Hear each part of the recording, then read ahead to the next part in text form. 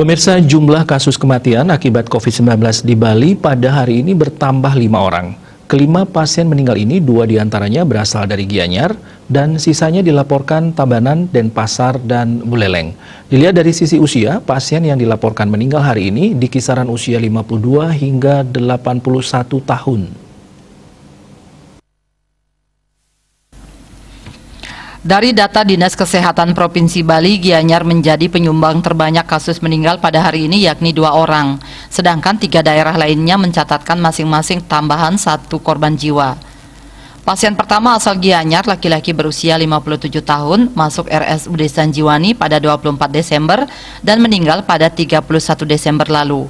Pasien berikutnya juga dari Gianyar, seorang laki-laki berusia 52 tahun yang masuk RSUD Sanjiwani pada 23 Desember lalu. Pasien yang memiliki komorbid tekanan darah tinggi ini dilaporkan meninggal pada 1 Januari 2021 kemarin. Sementara itu, pasien laki-laki asal Tabanan berusia 54 tahun yang masuk BRSU Tabanan dilaporkan meninggal pada 2 Januari 2021 dengan penyakit penyerta gagal ginjal dan tekanan darah tinggi. Untuk pasien asal Buleleng, seorang laki-laki yang masuk RSUD Buleleng pada 22 Desember 2020 lalu.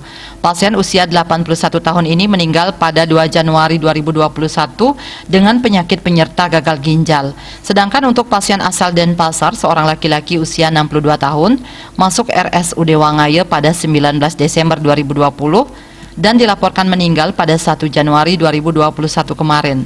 Tambahan 5 pasien meninggal hari ini membuat total pasien meninggal akibat COVID-19 sebanyak 529 orang. Dilihat dari sebarannya, Denpasar mencatatkan korban jiwa sebanyak 108 orang, ada di posisi pertama. Posisi kedua dipegang oleh Gianyar dengan jumlah korban jiwa 83 orang. Posisi ketiga Buleleng yang korban jiwanya mencapai 68 orang. Posisi keempat Badung dan Tabanan dengan korban jiwa sebanyak 64 orang. Posisi kelima Karangasem yang korban jiwanya mencapai 52 orang.